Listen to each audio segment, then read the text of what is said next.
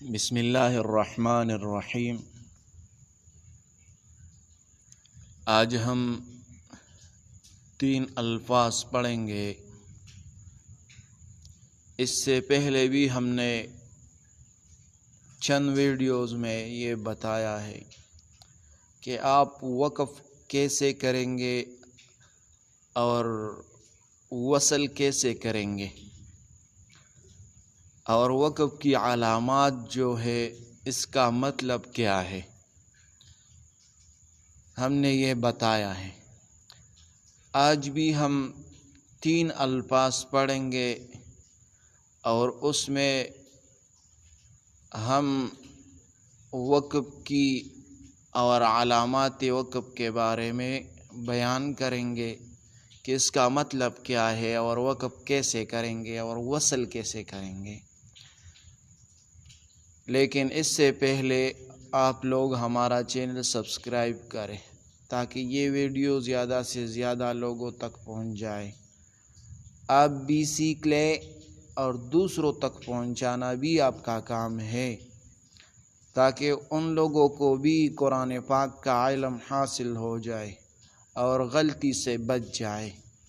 تو آپ پر یہ لازم ہے کہ یہ دوسروں کے ساتھ شیئر کریں۔ یہ پہلا لفظ ہے ذوق۔ ذوق کے بعد وقف کی علامات میں سے ایک لام الف آیا ہے اور دوسرا جیم ہے۔ لام لا کا مطلب ہے نہیں، یعنی یہاں پر وقف نہیں کریں گے، یہاں ٹھہرنا نہیں ہے۔ دوسرا ہے جیم۔ جیم کا مطلب ہے الوقف جائز، یہاں پر وقف کرنا جائز ہے، لیکن اولا ہے ملا کر پڑھنا، اولا ملا کر پڑھنا ہے۔ لام کا مطلب ہے ٹھہر جاؤ، اور جیم کا مطلب ہے اگر آپ کے لیے یہاں پر وقف کرنا جائز ہے اور ملا کر پڑھنا یہ بہتر ہے۔ تو جب ہم وقف کریں گے کیسے کریں گے؟ ذوق ذوق ذوق، یہاں پر جو قاف آیا ہے یہ حروف قلقلہ میں سے ہے، یہاں پر ہم قلقلہ کریں گے۔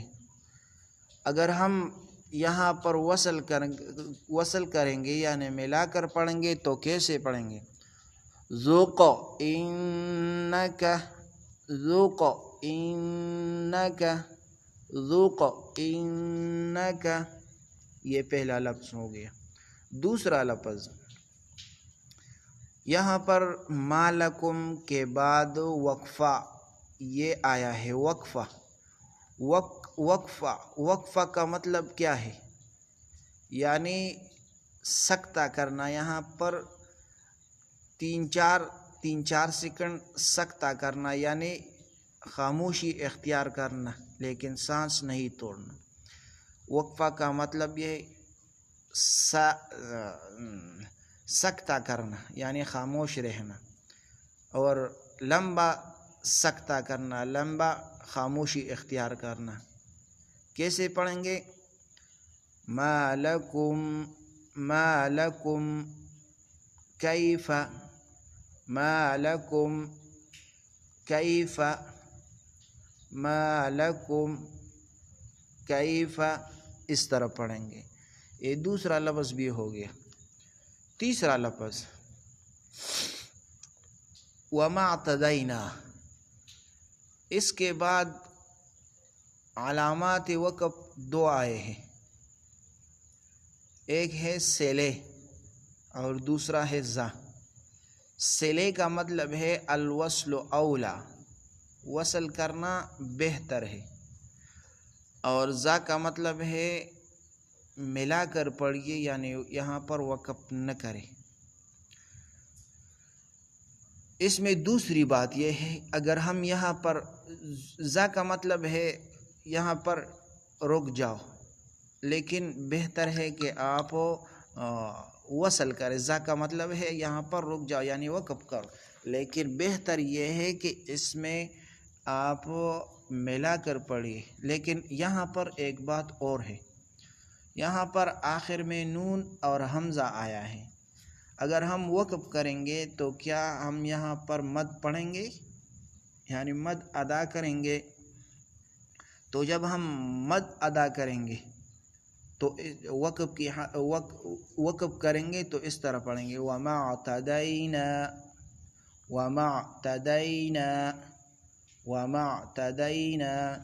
اگر ہم وقف نہیں کریں گے بلکہ ملا کر پڑھیں گے تو کس طرح پڑھیں گے؟ وَمَا اعْتَدَيْنَا إِنَّا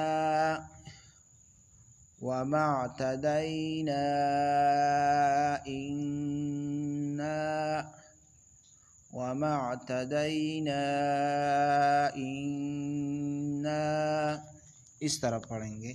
تو یہ آج کا سبق ہے، یہ 3 الفاظ سیکھ لیں اور دوسروں کے ساتھ شیئر کریں۔ جزاکم اللہ۔